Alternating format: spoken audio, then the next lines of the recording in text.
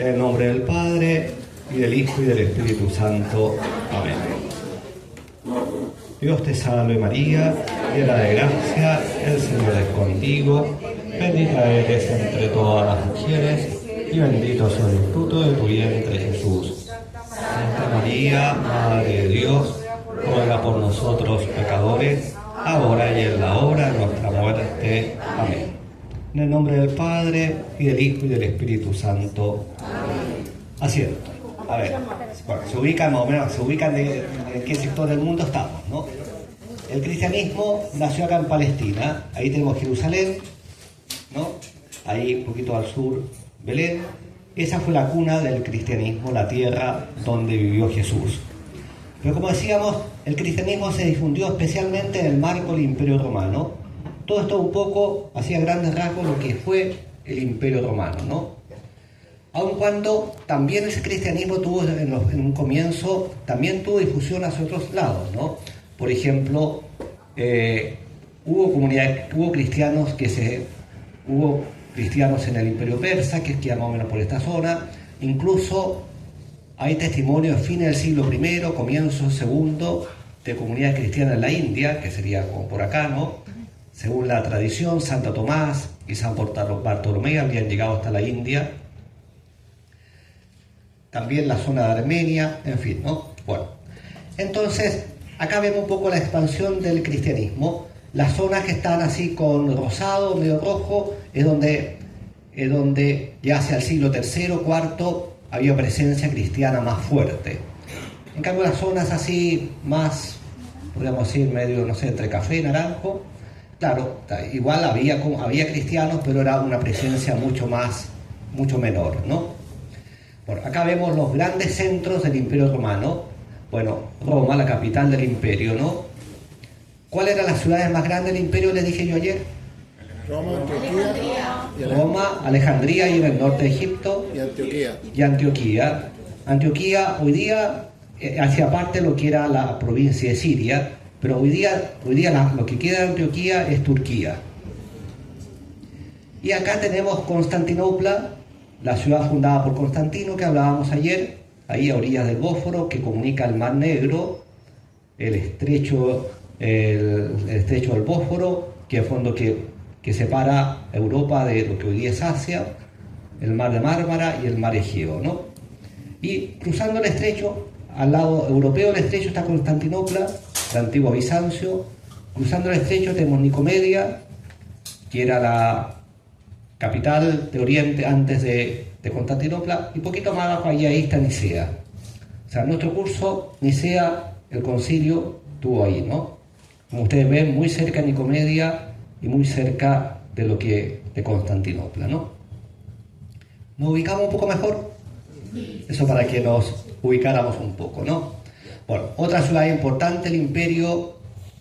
A ver, cuando hablamos de la época de Oriente y Occidente, hoy día uno habla de Oriente y uno piensa en la India, en China, en Japón, ¿no? No, pero en la época cuando se hablaba de Oriente era más o menos de esta línea de acá hacia acá. Y Occidente era allá. O sea, Occidente era básicamente Italia, lo que hoy día es Francia, lo que hoy día es España, Bretaña, y el norte de África, esta zona de acá, que de hecho se llamaba la provincia de África, con la capital Cartago, ¿no? En cambio, Oriente es un poco lo que hoy es Grecia, lo que hoy día es Turquía, pero era la provincia de Asia, con Bitinia, en fin, la provincia de Siria y Alejandría, la parte del norte de Egipto, ¿no? Esa era la parte oriental del imperio y la parte occidental. ¿Ya? Entonces, como yo les dije, hasta el siglo IV la presencia cristiana era mucho más fuerte en Oriente que en Occidente. Bien. Ya, vamos a avanzar. Bueno, recordemos, Nicea, ¿qué año fue? 325. Y 14 años antes cesó la última gran persecución, ¿no? La gran persecución de Diocleciano del 303 al 311. Luego tenemos un momento muy importante, la batalla de Ponte Milvio, cuando Constantino se convierte. y al año siguiente, unos meses después, el Edicto de Milán, que da la libertad a la Iglesia. O sea, un hito decisivo en la historia del cristianismo, cesan las persecuciones, la Iglesia encuentra la libertad en el imperio. Y comienza una paulatina cristianización del imperio. Bueno, dijimos, ¿cuál fue el antecedente inmediato, el antecedente que motivó el Concilio de Nicea? Las doctrinas de Arrio. Arrio, como explicamos ayer, era un sacerdote de la comunidad cristiana de Alejandría que enseñaba básicamente que el Hijo, Jesucristo, fue la primera de las criaturas, pero fue una criatura. O sea, hubo un tiempo en que no existió. Por tanto, Dios no siempre fue Padre. Hubo un momento en el tiempo en que Dios crea al Hijo, al Verbo, al Logos, ¿no? Lo crea, y lo crea como ministro de la creación, para poder crear después el mundo material. Entonces, eso en la práctica significaba sin duda ir contra la tradición que venía desde el comienzo, significaba negar la naturaleza divina de Jesucristo. Por tanto, era rebajar a Jesús, como yo les dije, era una especie de demiurgo, ¿no? De semidios. Porque sí, Arrio decía, es la más excelente de las criaturas, es la primera de las criaturas. E incluso Arrio admitía que se lo podía llamar Dios, pero en cuanto intermediario de la creación, pero un Dios con minúscula. Pero no Dios igual al Padre, ¿no? O sea, porque no era eterno. No era eterno, ¿no? Comenzó a existir en un momento, fue creado de la nada. Eso básicamente es lo que enseñaba Arrio. Bueno, como yo le dije ayer, su obispo, ¿cómo se llamaba el obispo de Alejandría? Alejandro, es fácil de acordarse, Alejandro, obispo de Alejandría. En fondo, él sale al paso, lo trata de llamar al orden, ¿no? Bueno, y se arma, y Arrio busca apoyos, y tiene algunos apoyos importantes, especialmente el obispo Eusebio de Nicomedia. Bueno, y ahí, finalmente, él, como decíamos ayer, Constantino, a instancias de Ocio Córdoba, convoca el Concilio de Nicea. Constantino puso todo el poder imperial al servicio del concilio, facilitando el transporte de los obispos. Piensen ustedes, o sea, lo impresionante de que haber sido los obispos que participaron en Nicea, que muchos de ellos habían vivido la persecución 14 años antes, o sea, y que ahora, en un lapso tan pequeño de tiempo, nada menos que el emperador inaugurara el concilio, que él lo convocara, que él facilitara la llegada de los obispos. O sea, tiene que haber sido... Y de hecho, cuentan las crónicas que había obispos que llevaban en su cuerpo las marcas, las torturas que habían padecido en tiempo de persecución. El mismo Ocio Córdoba había sido torturado en la persecución de Diocleciano. Había un obispo, no me acuerdo el nombre, que le habían sacado el ojo, tenía vacía la cavidad ocular. O sea, llevaban en su propio cuerpo, muchos de ellos, los mayores, las marcas de la última persecución. En fondo, el Concilio de Nicea respondió básicamente con la fórmula de fe de Nicea, que la vamos a analizar así con detalle, ¿no? A ver, la vamos a leer primero. César, ¿puede leer? Sí. Lea. Creemos en un solo Dios, Padre Todopoderoso, Creador de todas las cosas, visibles e invisibles, y en un solo Señor Jesucristo, Hijo de Dios, unigénito, engendrado del Padre, es decir, de la sustancia del Padre, Dios de Dios, luz de luz, Dios verdadero de Dios verdadero, engendrado, no creado, consustancial con el Padre, por quien fueron hechas todas las cosas, las que están en los cielos y las que están en la tierra, que por nosotros los hombres y por nuestra salvación bajó y se encarnó, se hizo hombre, padeció y resucitó al tercer día, subió a los cielos y viene a juzgar a vivos y muertos, y en el Espíritu Santo. A ver, como se dan ustedes cuenta, no es exactamente el credo que a veces rezamos en la misa, porque en realidad el credo es el niceno-constantinopolitano, o sea que fue, lo vamos a ver ahora pronto, pero fue desarrollado en otros aspectos en el Concilio de Constantinopla. Pero en fondo, esta parte es parte en fondo del credo que rezamos en la actualidad, ¿no? Como ustedes ven, tiene la estructura trinitaria: Dios Padre, el Hijo, el Espíritu Santo. Justamente acá en Nicea no era tema el Espíritu Santo, pero vamos a ver que después, cuando 60 años después, para el Concilio de Constantinopla, sí fue tema, y por eso que el Concilio de Constantinopla va a desarrollar la doctrina sobre el Espíritu Santo, ¿no? Bien, entonces, el tema de Nicea fue cristológico, como decíamos ayer. ¿Quién es Jesucristo? La identidad de Jesucristo. E indirectamente también trinitario, porque decíamos ayer que si cae la divinidad de Jesucristo, cae también la Trinidad, ¿no? Porque cuando el gran tema, ¿cómo conciliar la fe en un único Dios con la adoración que se rinde a Jesucristo? Entonces, analicemos las expresiones del concilio, ¿no? De la fórmula de Nicea. Por una parte, se alude a un doble nacimiento del Hijo. Un nacimiento antes del tiempo y un nacimiento en el tiempo.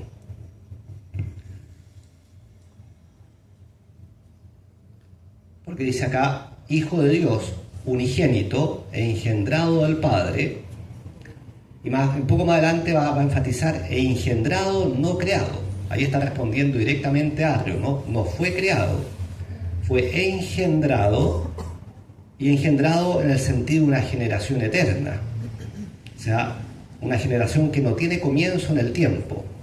De hecho, en la fórmula que hoy día rezamos, que decimos, nacido del Padre antes de todos los siglos.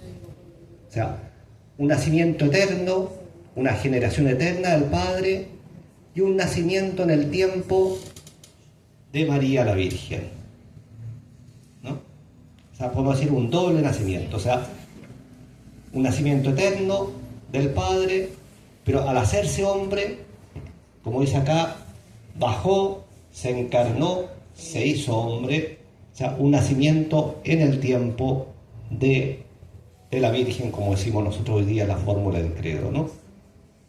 Entonces, eso es lo primero, ¿no? Ahora, la palabra clave del credo de Nicea, por eso yo la destaqué en mayúsculas, ¿no? Es consubstancial, que en griego era homoousios.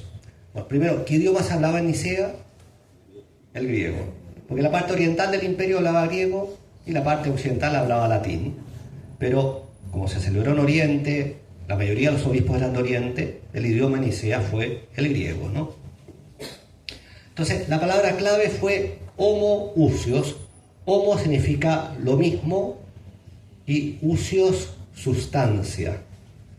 O sea, consubstancial con el Padre. Consubstancial con el Padre. Es decir, en otras palabras, Jesucristo, o sea, comparte. ¿Qué significa la sustancia? Sustancia es lo mismo de esencia.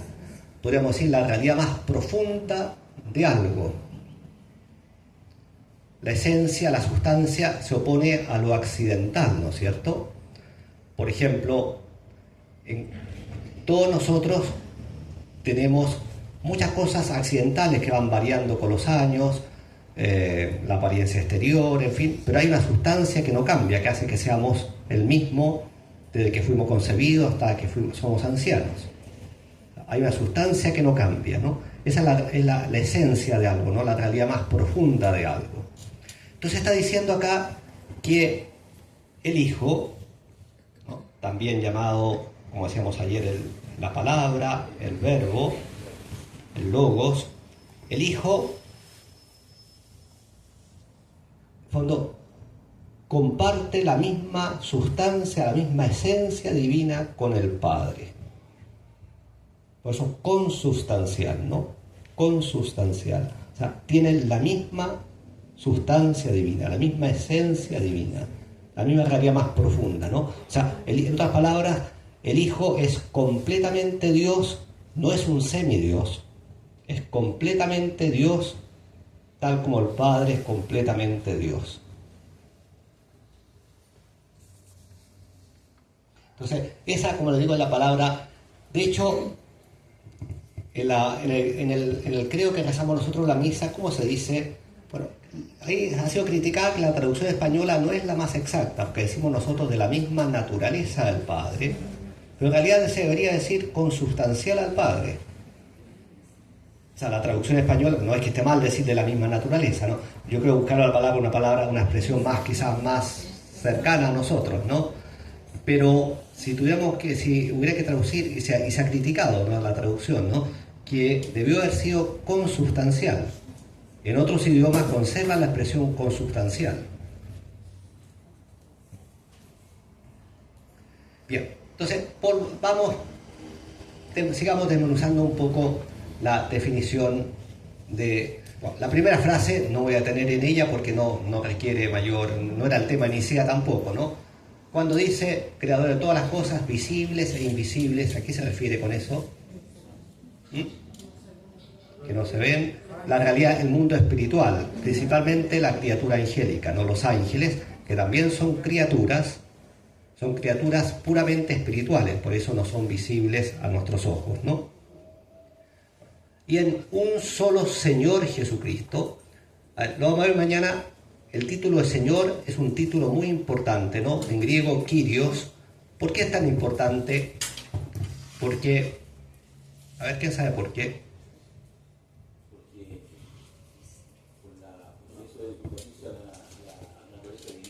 Claro, porque Señor era el título, en el pueblo de Israel, cuando era el título divino con el cual se dirigían a Dios.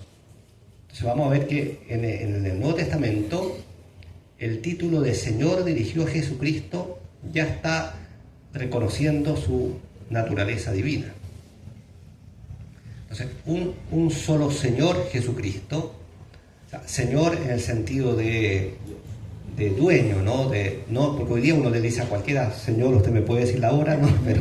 Pero no, en la época no tenía ese sentido, ¿no?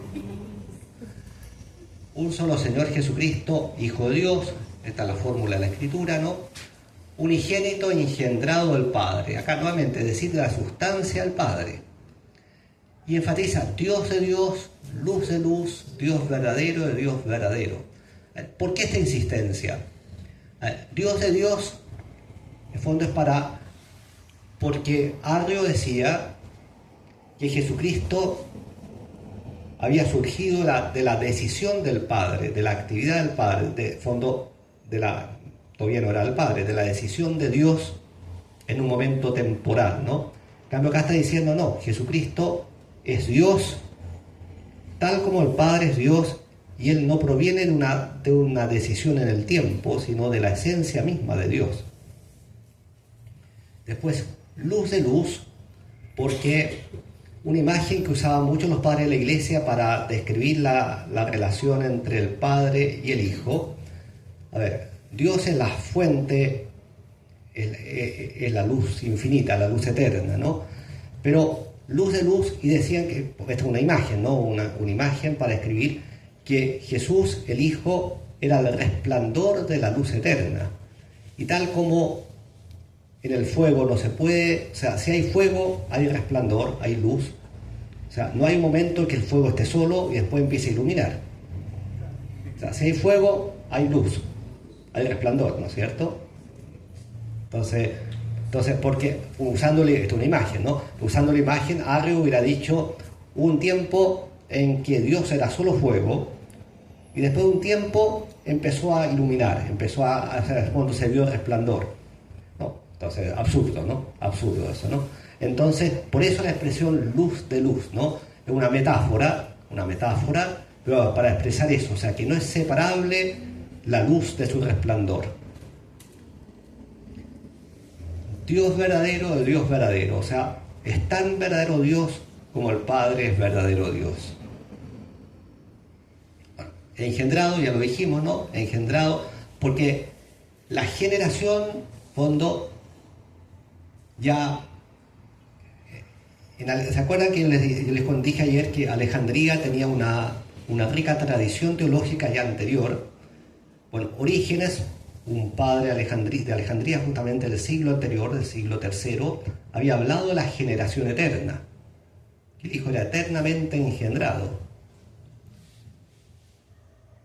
Bueno, consustancial con el Padre, por quien fueron hechas todas las cosas. Bueno, ese es un dato claro de la Escritura. Está en el prólogo San Juan, porque en todo fue hecho. O sea, sin duda que en la creación, bueno, en todas las obras de Dios intervienen las tres personas divinas, ¿no? Por la unidad de sustancia, ¿no? Y por tanto la unidad de acción. Y en la creación el Padre crea por el Hijo, ¿no? Por el Verbo, ¿no? Por eso, ¿por quién fueron hechas todas las cosas? Las que están en los cielos y las que están en la tierra, o sea, nuevamente lo visible y lo invisible.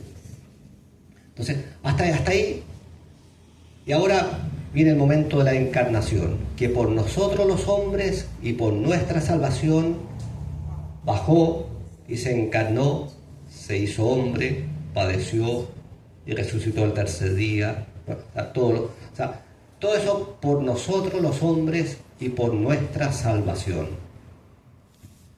Se encarnó ¿dónde?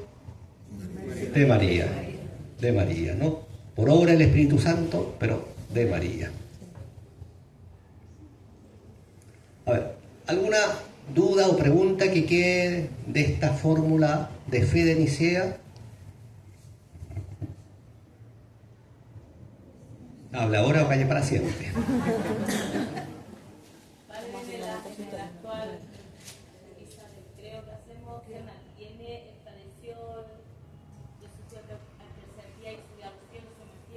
Sí. No sé si se mantiene casi todo. Lo que pasa es que el credo se completó en Constantinopla, ¿no? ¿Ah? Claro. ¿Fue el primero? No, el primero, el credo más corto, ese es anterior. El credo más corto... A ver, porque ¿dónde surgieron los credos? Los credos fueron un desarrollo de la fórmula bautismal. Porque de un comienzo, ¿cómo bautizó la Iglesia? Yo te bautizo en el nombre del Padre, y del Hijo, y del Espíritu Santo. Todos los credos tienen una estructura trinitaria. Entonces fueron de a poco desarrollando qué significa creo en Dios Padre, qué se dice del Padre, el Hijo, qué se dice del Hijo, el Espíritu, qué se dice del Espíritu, ¿no? Eso fue un... Entonces, las dos, hay más credos que estos dos, pero los dos credos que en fondo se consolidaron más en la tradición de la Iglesia, es el llamado credo apostólico, que es el credo corto, que en realidad proviene de la Iglesia de Roma del siglo II, III, ¿no? Pero de la Iglesia de Roma, que utiliza fórmulas en general que están, en el fondo, podríamos decir que todo el texto del credo corto, para que no entendamos de qué estamos hablando, utiliza un lenguaje que está en la Escritura. El credo Nicea incorpora un lenguaje más filosófico, ¿no? Como el consustancial, ¿no? Pero vamos a ver mañana cuando veamos el fundamento bíblico, que fue necesario porque Arrio, aceptando la letra de la fórmula de la Escritura, les cambiaba su significado. Entonces, en fondo, los padres de Nicea expresaron con la mentalidad de la filosofía griega la fidelidad al texto de la Escritura que había sido escrito con mentalidad semítica, en el fondo. Entonces, pero vamos a ver mañana, porque la pregunta que alguien se podría plantear, bueno, pero esto es fiel al dato de la Escritura. Bueno, justamente vamos a tratar de probarlo mañana, que por fidelidad al dato de la Escritura, Nicea redactó esta fórmula de fe.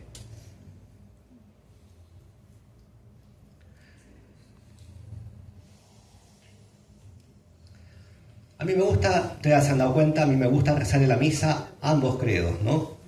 Sí, yo creo que enriquece la misma liturgia, ¿no?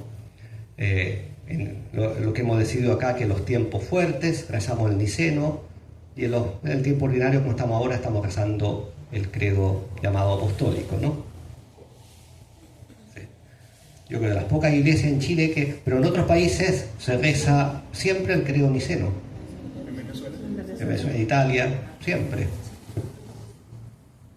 Incluso antiguamente se cantaba, y es muy bonito el credo cantado en gregoriano. A nosotros nos lo enseñaban en el catecismo de los niños. Sí. El niceno constantinopolitano. Sí, sí. Bien, entonces esta es la fórmula de fe de Nicea. Y después, al final de la fórmula de fe, venía un anatema. ¿Quién lo lee? ¿Francisco? La Iglesia Católica y Apostólica anatematiza a quienes dicen: había un tiempo en que no era, y no existía antes de haber sido engendrado, y que fue creado de la nada o de otra sustancia, afirmando que el Hijo de Dios está sujeto a cambio y alteración. ¿Qué significa la palabra anatematiza? Como maldecir. Una condena, o sea, condena, excomulga, podríamos decir, o condena, ¿no? El anatema es una condena, ¿no? O sea, condena a quienes dicen. Bueno, ¿quién decía eso? Arrio, ¿no? Arrio. Bueno, pero Arrio tenía sus poderosos apoyos, como dijimos, o sea, no era el único. Fue el que levantó, el que encendió la pólvora, ¿no? Pero no era el único. Bueno, vamos a ver lo que pasó después, si falta harto todavía. Sí. Ahora, el Concilio de Nicea, antes de pasar a lo que sucedió después de Nicea, no fue el único tema que trató. O sea, ya que todos los obispos se reunieron, aprovecharon de tratar otros temas. Y el más importante fue la fecha de la Pascua. La Pascua, ¿cuál es la fiesta de la Pascua? La resurrección. La resurrección.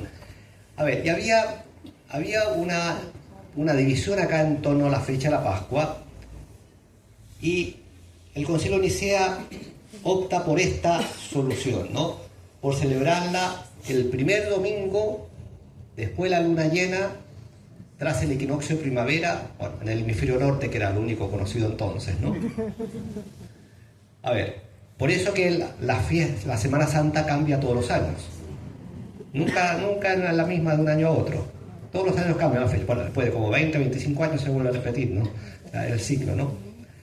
Entonces, porque en fondo las comunidades cristianas, hasta antes Nicea, bueno, la mayoría, y partiendo por Roma, lo celebraban así. O sea, en fondo el Concilio de Nicea tomó la solución romana. Pero había algunas comunidades, sobre todo en Oriente, que la celebraban el día que coincidía la fiesta de Pascua judía, la Pascua judía, y que podía caer cualquier día de semana. Porque la Pascua judía no tiene por qué caer en día domingo.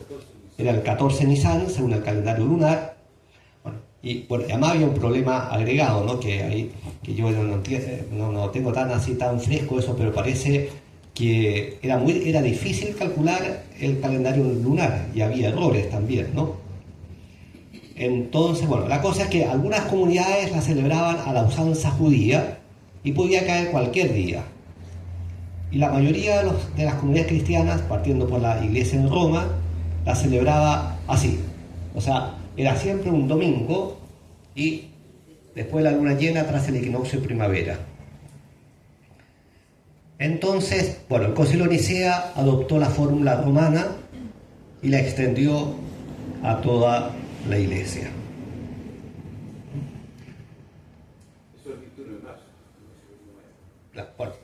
Ahí, como yo les dije, es el equinoccio en realidad, porque el equinoccio, ¿qué es lo que es el equinoccio? Es un día, ¿saben lo que es? Sí. El momento que el día y la noche. Claro, cuando el día y la noche duran lo mismo, ¿no? Claro. Y eso parece ser que, según los cálculos astronómicos, Eso puede ser entre el 19 y el 21 de marzo. Pero la Iglesia, un tiempo después de Nicea, para evitar problemas, fijó el equinoccio va a ser el 21 de marzo, ¿no? Independientemente que sea exactamente el equinoccio astronómico, ¿no? Entonces el cálculo en fondo se hace primer domingo después de la luna llena, tras el 21 de marzo. Claro. Por eso nunca Pascua va a caer antes del 21 de marzo. Nunca. Va a caer el 22. Claro. No, porque podría. Sí. Bueno, entonces eso fijó la fecha de la Pascua. Bueno, hoy día ustedes saben que hoy día los cristianos no estamos divididos en la fecha de Pascua. La Iglesia Ortodoxa la celebra habitualmente después. Bueno, este año por muy excepcionalmente cayó el mismo día. Pero la Iglesia Ortodoxa la celebra después. ¿Por qué? Porque regía acá el calendario juliano, que venía de Julio César, pero ahí, bueno, yo no tengo muy, pero por algún desfase del cálculo astronómico, no sé bien cómo fue la cosa que ese calendario cada cierto tiempo empezaba a desfasarse, y en el siglo XVI, el 1500, que fue el 1582 si no me equivoco, en el fondo el Papa Gregorio XIII, en fondo decidió adecuar el calendario a ese desfase que se había producido, que era un desfase como de 11 días. Entonces, el 4 de octubre, ahora no me acuerdo de la fecha, el 4 de octubre de 1582 pasó a ser el 15 de octubre. ¿Por qué me acordé? Porque fue justo el día que murió Santa Teresa de Ávila, que murió el 4 de octubre, el calendario juliano antiguo, pero justo ese día se cambiaba el calendario y por eso se la celebra el 15 de octubre. ¿Sí? Bueno, entonces, pero lo que pasa entonces, casi todo el mundo aceptó el cambio del calendario, que además que era lo más fiel a la realidad astronómica, ¿no? Pero en algunos lugares de Oriente, la Iglesia Ortodoxa particularmente, ¿no? Y en Rusia no aceptaron y siguen con el calendario juliano. Entonces por eso que hasta hoy día hay un desfase. Y que una pena que los cristianos, cuando el Concilio de Nicea quiso que todos los cristianos celebraran la Pascua un mismo día, bueno, y hoy día los cristianos estamos divididos en la fecha de la Pascua. O sea, bueno, los cristianos, claro, en fondo la Iglesia Ortodoxa celebra la Pascua en otra fecha, diciendo que la Iglesia Ortodoxa es la que está más cerca de nosotros. Bien. Bueno, y también Nicea también trató algunas cuestiones disciplinarias que no las vamos a ver acá, pero tiene 20 cánones que principalmente se refieren a la organización de la Iglesia y la disciplina del clero, básicamente, ¿no? No, o sea, para un estudioso así, a lo mejor acá tengo ahí un profesor de historia y un estudiante de historia acá, a lo mejor, pero no son ya entrar en demasiado detalle, ¿no?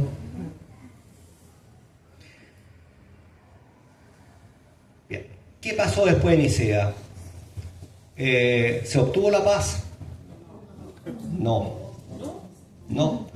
A ver, de los padres de Nicea, de los 318 que según la tradición participaron en Nicea, en un comienzo 3 se negaron a firmar la declaración, bueno, pero finalmente 2. Después Eusebio de Nicomedia,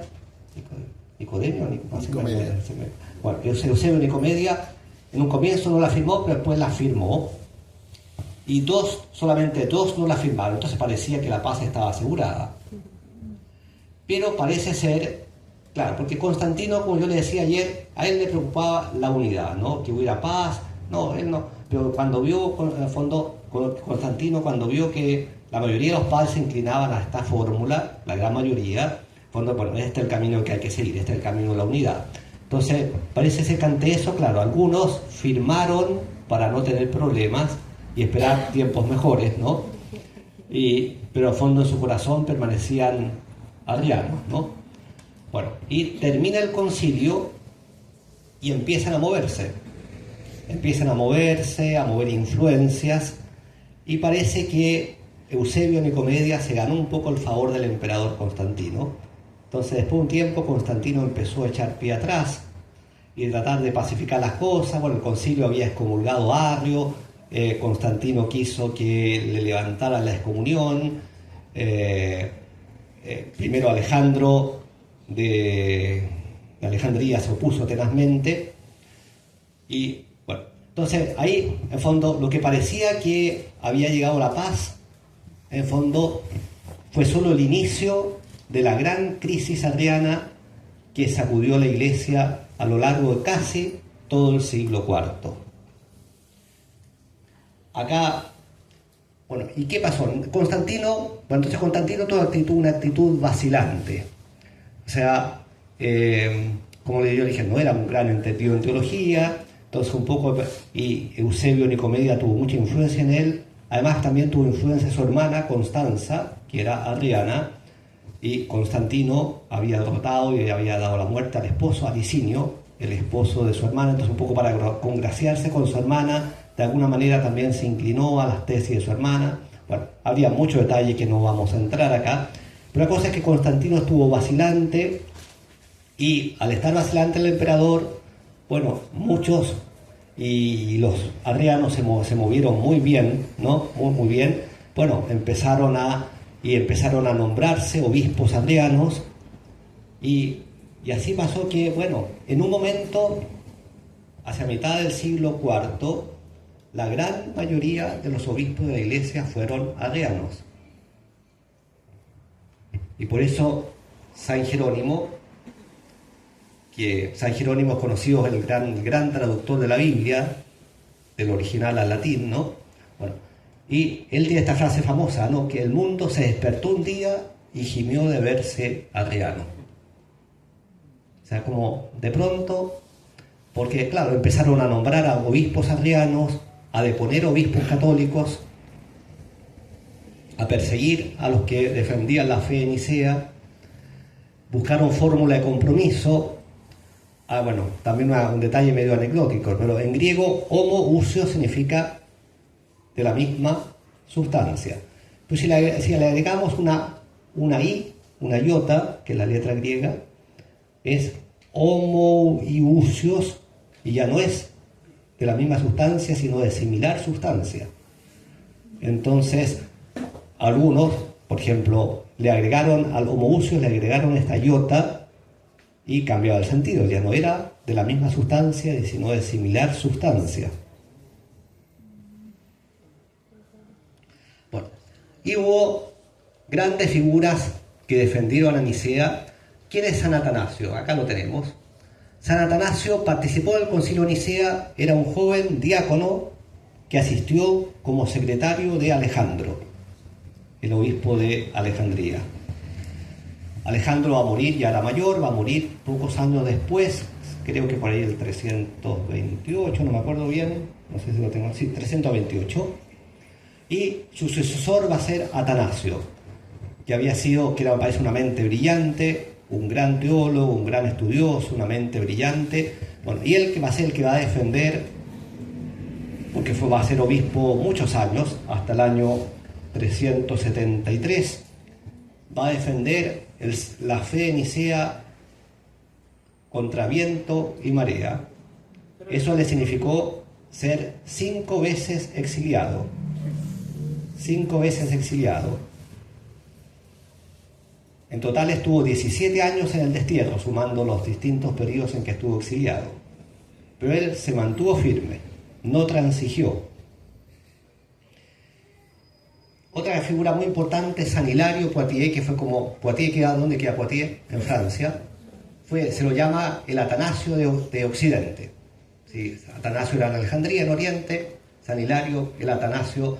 Ambos defendieron la fe católica, la fe de Nicea, defendieron el dogma trinitario, ¿no? Y, como le digo, contra viento y marea. Porque, ¿qué pasó? Bueno, Constantino fue siempre vacilante, ¿no? En un momento parecía que se inclinaba a un lado, pero también después como que volvía para atrás. O sea, no se puede decir, sería injusto decir que Constantino fue arriano, sería injusto. Pero sí fue vacilante. Entonces dejaba influir, a veces él buscaba la paz, la unidad, entonces a veces buscaba, bueno, pero acá ya busquemos, son palabras mías, ¿no?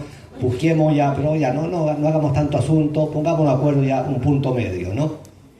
Esa es un poco la política de Constantino, ¿no? Pero Constantino muere en 337 y su sucesor inmediato, uno de sus hijos, Constancio II, él sí que fue netamente arriano. Y netamente arriano, y él fue el que empezó a deponer obispos católicos, colocar obispos arrianos. Y bueno, después de Constancio II vino, esto es también interesante, vino por un breve tiempo, 3 años, fue emperador Juliano, pero Juliano se lo llama Juliano el Apóstata, porque él quiso volver al paganismo. Fueron 3 años en que él hizo todo lo posible para... Él había sido educado cristiano, pero renegó de Jesucristo, volvió al paganismo, quiso arrastrar nuevamente al imperio del paganismo, Juliano el Apóstata, pero duró poco, ¿no? Cuenta, no sé si será verdad o leyenda, pero cuenta que murió en una batalla, ¿no? Y al morir, poco ya estaba agónico y habría exclamado, ¿saben cuáles habrían sido las últimas palabras de Juliano? ¿Alguien lo sabe? Habrían sido, venciste Galileo. Galileo por Jesús, ¿no? Venciste, ¿no? O sea, a fondo, me ganaste. Bueno, como digo, no sé si será históricas o no, pero al menos la leyenda, la tradición las ha transmitido esas palabras, ¿no? Entonces tenemos, después de Constantino, no, Constancio II, arriano, netamente arriano. Después Juliano el Apóstata, 3 años de intento de vuelta al paganismo. Y después tenemos Valente, que también fue arriano. Esto hasta el año 378, en que va a ser elegido un emperador católico, Teodosio. Sí. Bueno, ¿iba a decir algo, Arturo? Sí, que el mundo se despertó un día 19 de arriano. Un ejemplo, aparte que había muchos obispos y sacerdotes arrianos, las tribus germánicas iban a desplazarse después a Occidente. Que ese otro... Fueron evangelizadas por un sacerdote arriano que les tradujo que le escribió la Biblia al lenguaje gótico, pero prácticamente todas las tribus germánicas se convirtieron al cristianismo, al arrianismo, precisamente por este misionero arriano que era Orfilas. Claro, efectivamente, lo iba a decir después, aun cuando San Jerónimo se decía más bien al interior de la iglesia, porque en fondo las tribus bárbaras, que efectivamente, como dice Arturo, fueron evangelizadas por un sacerdote arriano, pero ya ellos pasaron del paganismo al arrianismo, o sea, en ningún momento fueron católicas. En cambio acá se refería al mundo católico, ¿no? El mundo se despertó un día y gimió de verse arriano.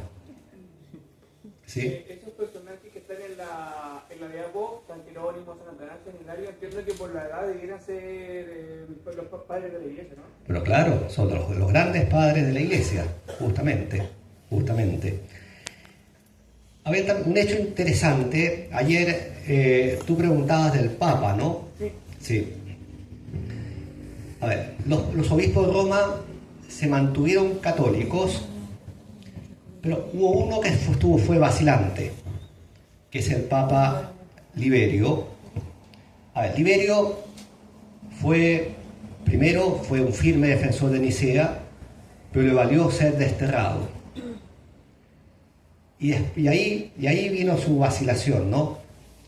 Para volver a Roma, forzado por el emperador, bueno, él adujo siempre pues que fue forzado por el emperador para poder volver a Roma, firmó un anatema contra Atanasio. Ahora, después volvió a Roma, muere el emperador y se retracta inmediatamente. Se retracta inmediatamente, ¿no? Pero, bueno, y acá tenemos la figura de Hilario de Poitiers. Pillín, dice usted, ¿no? Pero, interesante porque, a ver, bueno, un acto forzado de alguna manera, es un acto no libre, no es un acto, de hecho, o al menos la imputación es, de hecho Atanasio nunca consideró válida esa excomunión porque no fue un acto libre. Ahora, no fue un acto, o sea, porque se ha planteado la pregunta con el Papa Liberio, bueno, ¿y dónde queda la infalibilidad del Papa? Ustedes saben que la infalibilidad no es que todo lo que diga y haga el Papa es infalible.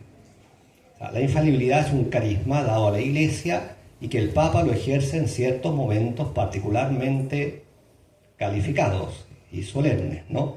Pero no todo lo que el Papa dice o hace es infalible. Bueno, y el ejemplo del Papa Liberio nos muestra que un Papa puede equivocarse.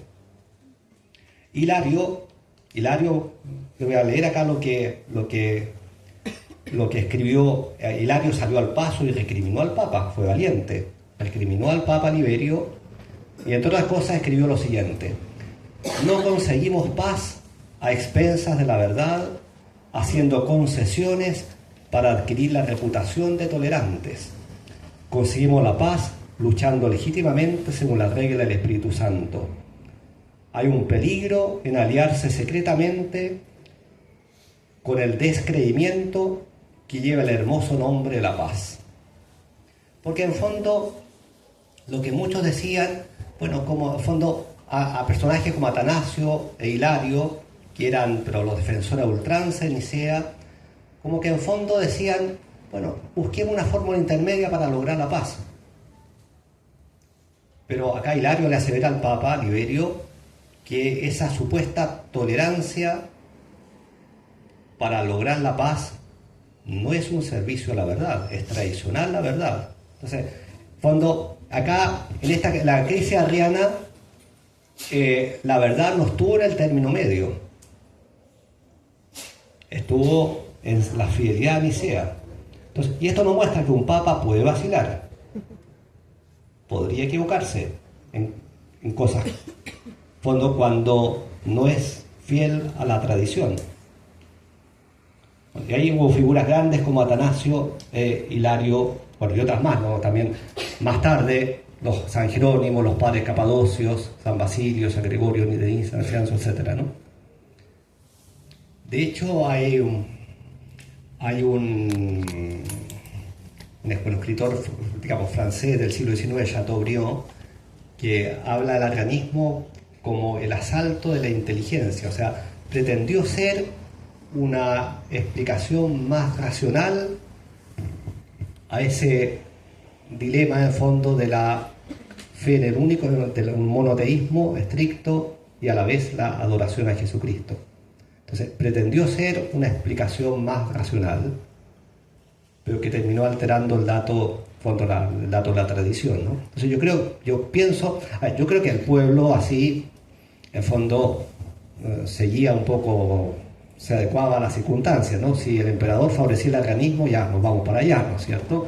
O sea, pero claro, pero efectivamente, como tú dices, fue atractivo a ciertos obispos, a teólogos.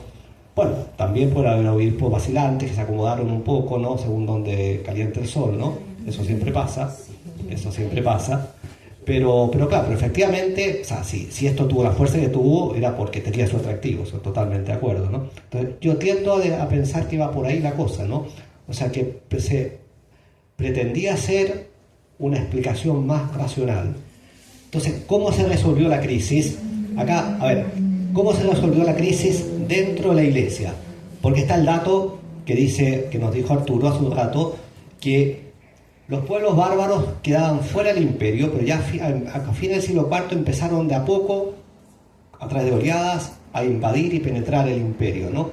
Entonces, claro, la historia, el arrianismo después va a pervivir con los pueblos bárbaros, y todavía un par de siglos más, ¿no? Los visigodos, los lombardos, y se van a convertir cuando los visigodos se van a convertir, porque el rey Caredo, el rey, se va a convertir. O sea, un poco el rey se convertía, el pueblo lo seguía, ¿no?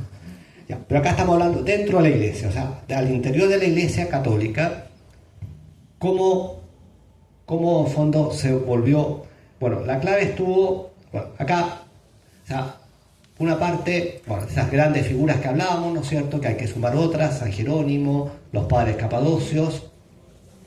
Y el cambio decisivo fue con la llegada del emperador Teodosio. Ya antes de Teodosio, en tiempo Valente, ya el arrianismo empezó a a debilitarse, ¿no? A debilitarse porque surgieron estas grandes figuras, por ejemplo, porque al comienzo era solamente Atanasio y Hilario, casi los únicos adalides de la tradición, pero ya hacia después empezaron a surgir otros, ¿no? San Jerónimo, los padres capadocios, ¿no? Entonces ya estaba debilitándose el arrianismo, bueno, y llega la figura del emperador Teodosio. Teodosio es elegido emperador el año 379. El año 380, el famoso edicto de Teodosio que declara a la Iglesia católica, digamos, y en la corriente nicena, la religión oficial del imperio. O sea, imagínense, no han pasado ni siquiera 70 años de edicto. O sea, 70 años antes el cristianismo estaba perseguido. El edicto de Milán le dio la libertad a la Iglesia, pero todavía era minoritaria, porque, bueno, esto es otro dato, en el siglo IV se produjeron conversiones masivas al cristianismo. O sea, el siglo IV fue o sea, si, en el fondo, si era legal la religión, y si el emperador era cristiano, los pueblos masivamente, o sea, empezaron a convertirse. Entonces ya a fin del siglo IV la mayoría del imperio era cristiano. O sea, de pasar de un 10% más o menos a comienzo del siglo IV, a no sé cuánto sería, pero al 80%, por decir algo, ¿no? A fin del siglo IV. Bueno, y Teodosio hace el cristianismo la religión oficial del imperio y convoca al año siguiente, el 381, a un concilio, esta vez en la capital imperial, en Constantinopla, y ahí fue completado el credo, porque entre tanto, bueno, acá lo mismo que le dije ayer, estamos diciendo en una hora cosas que se podrían decir en un semestre, ¿no? Pero entre tanto, en la medida que el arrianismo empezó a declinar, vino también la controversia teológica sobre el Espíritu Santo. Porque en fondo, a ver, si el Hijo no era Dios como el Padre, bueno, por tanto el Espíritu Santo menos todavía, ¿no? No era un tema de discusión. Claro. Entonces claro, hacia la segunda mitad del siglo IV, la discusión teológica como que se va yendo hacia, fondo, ¿cuál es la naturaleza del Espíritu Santo? Y ahí sobre todo intervienen los grandes padres capadocios, San Basilio, San Gregorio de Niza y San Gregorio Nacianzo. Bueno, y viene la fórmula del credo de Constantinopla. Estamos pocos minutos. ¿Quién lo lee? Arturo. Creemos en un solo Dios, Padre Todopoderoso, Creador del cielo y de la tierra, de todo lo visible y lo invisible, y en un solo Señor, Jesucristo, unigénito de Dios, nacido del Padre antes de todos los siglos, luz de luz, Dios verdadero de Dios verdadero, engendrado, no creado, consubstancial con el Padre, porque todo fue hecho, que por nosotros los hombres, por nuestra salvación, bajó del cielo y se encarnó por obra del Espíritu Santo y de María la Virgen. Se hizo hombre. Por nuestra causa fue crucificado en tiempo de Poncio Pilato y padeció y fue sepultado y resucitó el tercer día según las Escrituras y subió al cielo y está sentado a la derecha del Padre y de nuevo vendrá con gloria para juzgar a vivos y muertos y su reino no tendrá fin.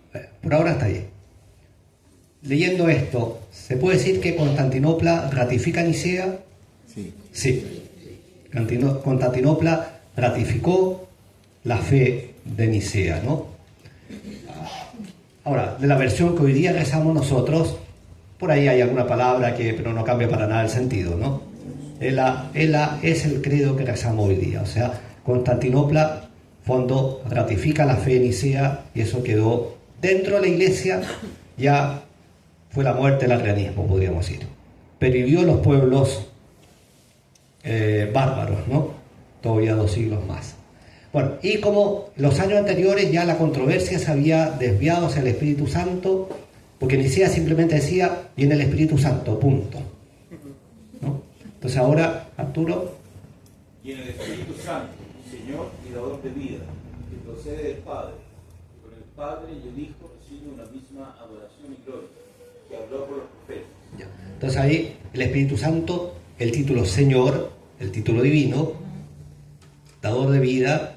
Bueno, acá un tema que no vamos a entrar acá, pero que procede del Padre. En realidad Constantinopla dijo que procede del Padre. Después, algún tiempo después, la Iglesia en Occidente agregó y del Hijo, que es el famoso filioque, ahí está en latín, porque en Occidente se hablaba en latín, filioque, bueno, que fue una causa de gran disputa entre Oriente y Occidente, ¿no? Que con el Padre y el Hijo recibe una misma adoración y gloria, o sea, está reconociendo el carácter divino del Espíritu Santo al mismo nivel que la divinidad del Padre y al mismo nivel que la divinidad del Hijo. Con el Padre y el Hijo recibe una misma adoración y gloria. Y que habló por los profetas. ¿Quiénes son los profetas acá? ¿Quiénes son? Los autores de la Biblia. Cuando se dice acá, los profetas eran los autores de la Escritura, ¿no? Y, siga Arturo. Creemos en la Iglesia una, santa, católica y apostólica. Confesamos un solo bautismo para la remisión de los pecados. Esperamos la resurrección de los muertos y la vida del mundo futuro. Amén. Amén. Y este es el credo que rezamos en la misa. El credo niceno-constantinopolitano. ¿Sí, Claudia? Una pregunta que siempre tengo la duda y de aquí nos sale. Dice, padeció y fue sepultado. Y nosotros decimos, descendió del infierno. No, pero eso lo decimos en el credo apostólico. No lo dice el credo de Nicea. Sí. Entonces es otro tema, no lo vamos a ver ahora. Sí, sí. Así que, bueno, esta fue, fondo, esto fue el concilio de Nicea, ¿no? El concilio de Nicea es el concilio de la unidad, es celebrado, el concilio de Nicea es celebrado y reconocido por todos los cristianos hoy día. De hecho, la Iglesia Ortodoxa tiene una fiesta litúrgica incluso para el concilio de Nicea, el domingo siguiente a Pentecostés. Bueno, y la Iglesia Ortodoxa incluso, ahí yo creo que exageró, canonizó a Constantino. Constantino para la Iglesia Ortodoxa es San Constantino. Claro, yo creo que exageró, porque si bien parece que murió santamente, pero en su vida hubo harta sangre, por decirlo menos, ¿no? Sí. Bien, damos la hora, entonces, gloria al Padre, y al Hijo, y al Espíritu Santo.